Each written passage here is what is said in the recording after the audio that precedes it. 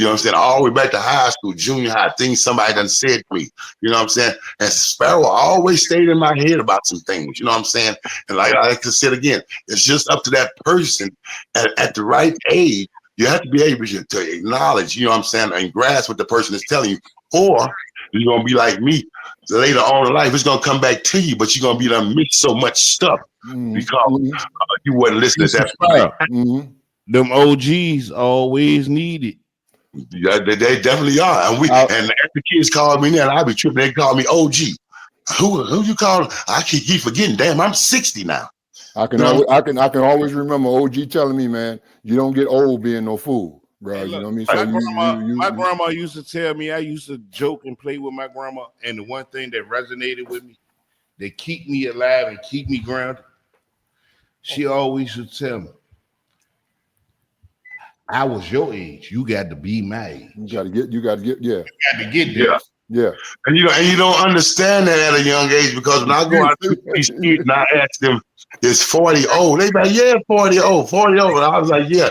At 20, 40 was old to me until I turned 30. Yeah, now I'm looking at 40 like, that ain't too far away. You know, my brother right here, Derek Galloway, celebrated my 21st birthday with me.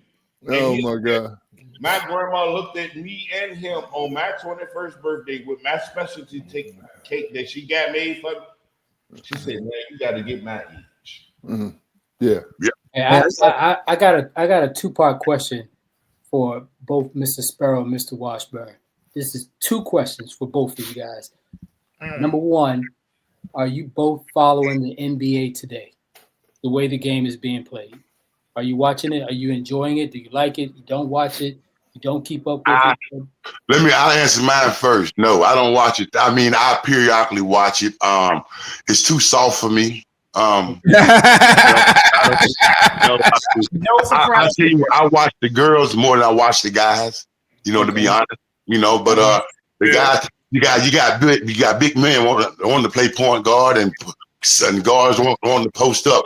Totally different when I play. So no, I don't watch it because it's not enough bumping and pushing, and a jaw getting hit, a tooth getting knocked out. I don't see none of that stuff no more. So Dad, this is bringing me to part two to that question. Mr. Sparrow, for your position, do you still watch the NBA and dabble in it or anything before I go to part two? I don't watch the NBA. Okay. Again, it's a totally different ball game now. It's cupcake. The kids are out of control. You getting, letting them in the league, at a young age, they're out of control. You ain't got the veterans. You ain't got them kind of veterans like back in the days. You had them veterans, man, that put their foot in your butt. You know what I mean? No more Oakleys. No more Oakleys. Ain't no more Oakleys and ain't no more Oakleys and Patrick Ewings and Bill Lambert and all them. There's no OGs no more. So here's part two. Here's part two to that question. If you were to magically turn into 21 years old, how would you fare, both of you guys? How would you fare in today's NBA? Would you feel like you would dominate because of the running gun? Mr. Washburn, would you dominate because it's the lack of big men in the NBA? There's really just Jokic and maybe Giannis and Wemby, not too many, dominant big men like it used to be. And Mr. Sparrow, would you dominate in your position, like on the wing, with so many running gun, with your ability to shoot the mid-range and the ability to score at will? How would you guys fare in today's NBA if you were to play? I feel as though I would have been my game would have been perfect for this era, because I was doing what they were doing back then and getting in trouble, shooting long-range jump shots and wanting to bring the ball down court, dribbling and all that. They didn't want big men dribbling the ball like that. A lot of times you watch the NC State game, you see me on the fast breaks, and I'm leading the fast break. And I keep telling these guys that, when I was, 2021, I was running a 4.5 40-inch vertical, and so the long jump of 23 feet. Absolutely. The sideline was only 15 feet. So I can go from the sideline. So my game fared pretty good. Okay. Mr. Sparrow? Yeah. Well, I mean, it's just the game is selfish now. You know what I mean? Like you have guys you know they don't talk about assists no more. People assists and setting up, making sure the big men are happy. And that kind of thing. Screening for each other, running set, There's a lot. plays. There's a lot. You got very few teams like like I was watching. I turned the TV on and I watched Jokic and That's why I like the Knicks. and Mars last night. They that pick and roll thing, this and that they got going on. There's not too many. It's not there no more. You got Denver, and you probably got Golden State. Good Denver, guys. You know what I mean? That's 5 or 6 teams and unselfish teams, but the rest of them, there's 30 something teams in the league, man. Come on, man. It looks like to me. It looks like AAU. It looks like AAU right now. All right, let me ask y'all this question. Hold on, real quick. I just really like to thank you guys because once again, Mr. Galloway just destroyed my next question. So I have nothing else left for you. I appreciate that. Look, bad. I need to get Mark in here for a second, but I just want to say my next question was: see, I do not have an NBA team. I am in the transfer portal. I mean, when Jordan left the Bulls, so did I, and I just been floating around teams. And I was going to ask you, gentlemen, to sell me on an NBA team that I can root for. But since you guys don't watch it, I can't. Well, my thing is, it's not even just the NBA team. See, the fans even different now. See, the fans back when I played, they went for a team. I like Golden State Warriors. I like the Sixers or whatever. But if Dr. J went to another team, they still like the Sixers. The fans now like LeBron. And whenever he was to Cleveland, they were Cleveland fans. We left Cleveland and went to Miami. Now we leave Miami. He go the Lakers. Now they're Laker fans. So see, the fans have changed now. They don't like teams. They like players now. I know some fans like that with Westbrook. Wherever Westbrook goes, they go. Right. So it's not a loyalty of a team no more. Exactly. Yeah, and ever since then, it's like for other sports, if my Eagles lose, I'm having a bad week. If my Yankees lose, okay, I'm a little rough. I'm a little difficult to deal with. I don't have that NBA team that I can say that because honestly, I'm thankful for it. I don't have the blood pressure for it, number one. No. But secondly, it's not worth it. Yeah, it's not worth it. I mean, you're already dealing with two for everything you guys have explained to me and explained to all of us. I can't find it in me to actually. That's understandable. But not think about it like this. But then let me throw this at you as well. Now, back when we played hard because we love the game. You got these guys now making 80, 90, 100 million, and now they also point shaving. You know what I'm saying? There's a lot going on. So they want even more money now. They get way more money. When I played, now you got guys even point shaving now to get more money. Yeah. So the game is not even the same no more. They're not as physical no more. They're not even as physical, and they're getting more money, and then they want more money on top of that. Just like I was looking at the guys the other day that got in trouble from the baseball thing.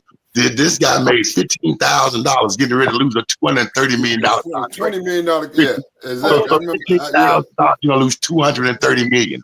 Exactly. That's some shit back in the day. That's what I did when I didn't go sign my contract with Atlanta Hawks. I had $14 million on the table. I could leave the crack house for a $20 rock. So I never got that contract signed. Yeah. You know what I'm saying? But now you got guys now that's point shaving or throwing bad pitches for $15,000, but you're gonna lose your whole $230 million contract. Yeah. That's where the TAC comes in, the thought action consequences. That's why I be trying to get with the NBA, the NFL, the baseball thing, because again, my message resonates across lines.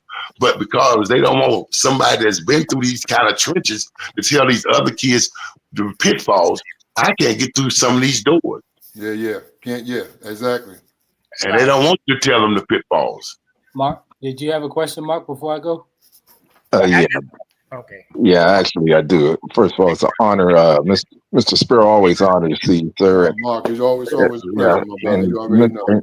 and Mr. Washburn, I followed you through Fort Union Academy, the Laurinburg Institute, to NC State. We were basically in the same era. Age, your age. Yeah, we was in that same era. I remember, I was going to Virginia Union at the time and trying to play ball. And I remember that summer, '84, Al McGuire, the late great Al McGuire, did an interview. And he's talking about, and he did an interview with you. And I'm like, wait, who's this dude? The 6'11", 265 doing this? Right. And, we looking at this. And then, to see you go to NC State, where you have the coach, Jim Valvano, you had Charles Shackelford, you had Russell Pierre, you had Lorenzo Charles, Spud Webb, you had some players there. But the thing that I remember after that is you getting drafted to the Warriors. I watched that draft that day. And, you go into the Warriors, and the thing that a lot of people don't realize or they don't think about is, as a young man, you're not told no too often. Right. And, to go to a city, and this is what a lot of people say, oh, we're Golden State. What they don't realize, because I've been there, been stationed there when I end up going to the military, is Oakland ain't a town to play with. And, you go to Oakland, and people say, well, hey, when he gets there, he's going to do this. But what amazes me is they don't realize you're sending a 20, 21-year-old kid out to a place that there is not very much sensitivity there. I mean, you be up on West of MacArthur, where, up in that area, and man, it's rough. And, and I remember I read an article where they said, well, hey, Greg Ballard is supposed to be like a mentor to him and go and help him, and et cetera, et cetera. But, my thing to you would be, for all the great accolades you had coming out. Right. I felt like a lot of that, as far as when they say guidance, it starts back there. And as great as they can say, hey, the coaches, Valvano, and these, I always say, what, they prepare, yes, they prepare you when it comes to being a player, but do they prepare you for life that comes along with that? Go ahead, But just because y'all were saying, when they put Greg with me, you got to understand, Greg was a married man, had a family out there and everything. I was a 20-year-old kid out there. So during the day, we could hang, but he had to go home at night. And that's when I wanted to get out and start moving around. So as Sparrow was saying, a lot of like now with the NBA, a lot of these teams look like college teams. There's no Asian mentors on that thing. When I went to, I had Joe Barry Carroll been in the league like 10 years. Jerome Whitehead, 10, 11 years. 10, 11 years.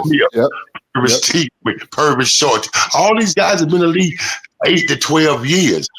They were grown men. Only young players on the team was myself, Sleepy Floyd, Chris Mullen. You know what I'm saying? And so with me, they put these older guys with me. They had to go home at night to be with their family. But at that 10, 11 o'clock, I'm just now getting myself ready to go out. So a lot of times when I was going to practice, I was just actually leaving the crack house, you know what I'm saying? Because I just stayed up all night getting high, going to practice. And then after practice, they put these old guys with me. Yeah, I could stay sober, during the day because I was up all night. And then once they would leave, I would go do the same thing again. So it wasn't like what Greg was telling me wasn't helping. You know what I'm saying? The mentors they had were helping. It's just they were at the wrong time. I needed somebody to be with me at night. You know what I'm saying? Because especially in California, if you was in the Bay Area, the women out there look good. There are a lot of things to do out there if you're in the safe area of town. Me, I was on the Arthur. Like you said, I was off in the projects, not knowing anything about the Bloods and the Crips. You know what I'm saying? I'm around with all kinds of stuff. So, like I said, God had His hand on me because. Well, something. It's funny because when I got once I went in the military, I got I was got put in Oakland for a while. It was hard to maintain us. I mean, there was something. Hey, we running the Silks. We was going to the Palladium. I mean, we was out there. About that Palladium is right then. So I mean, it was hard to maintain us. So I can't imagine a young man the same age with money in his pocket. I mean, we had a little bit of change, enough to buy a little drink here and there. But I mean, to be in that position, and then the other thing that's weird that people didn't realize, they focused a lot of attention on you. Yeah. And they put a lot of attention on what you was doing. But what people didn't know in the background, Chris Mullen was having issues of himself. Mhm. But it seemed like I know. the league kind of safeguarded him. But But yet you know what? It wasn't really that. He had a good agent because see, if I had a better agent, I took the first thing smoking coming to me. I never did any agent search and stuff like that. See, when Chris went to rehab, he went the same time I went, believe it or not, but he went in on alcohol. And see, alcohol in the NBA is not a strike.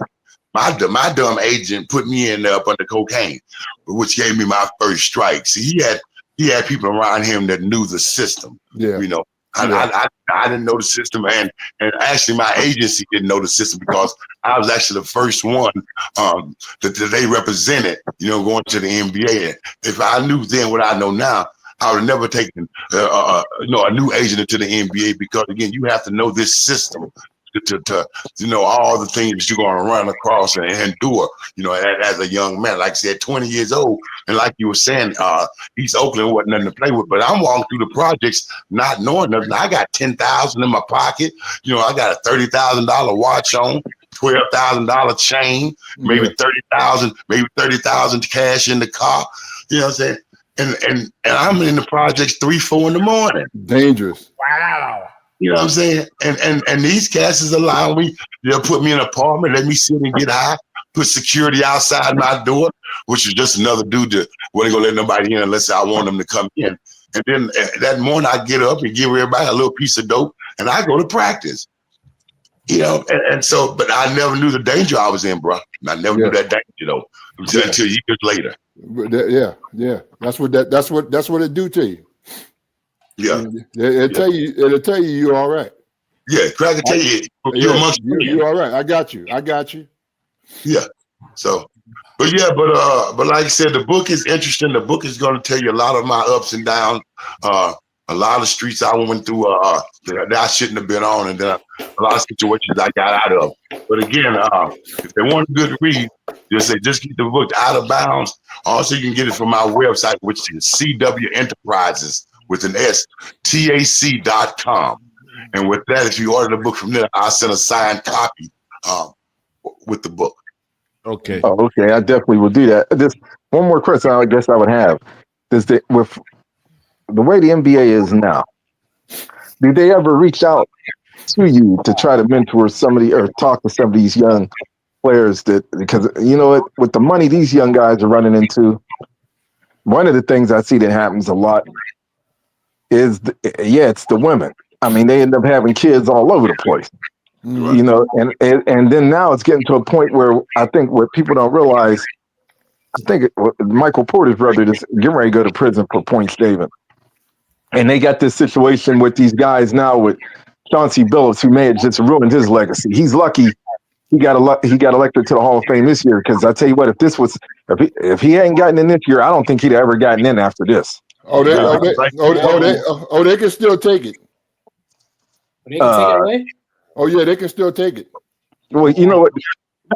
I thought once you were in, I didn't know they could do that. But you got to remember, Mark, they tried to take it away from Lawrence Taylor. They were talking about that at one point. I don't know if you remember that.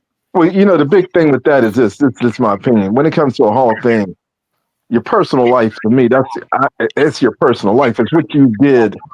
Yeah, how your personal life in that sport. What's different now, like I said, when I did speak to the NBA, I used to tell the kids different than when I was in college to pros is that now it's a business because now you're getting paid. But hell, I can't tell them that now because now I have to tell the high school kids, once you go to college, it's a business now because they getting paid in college now. Getting paid,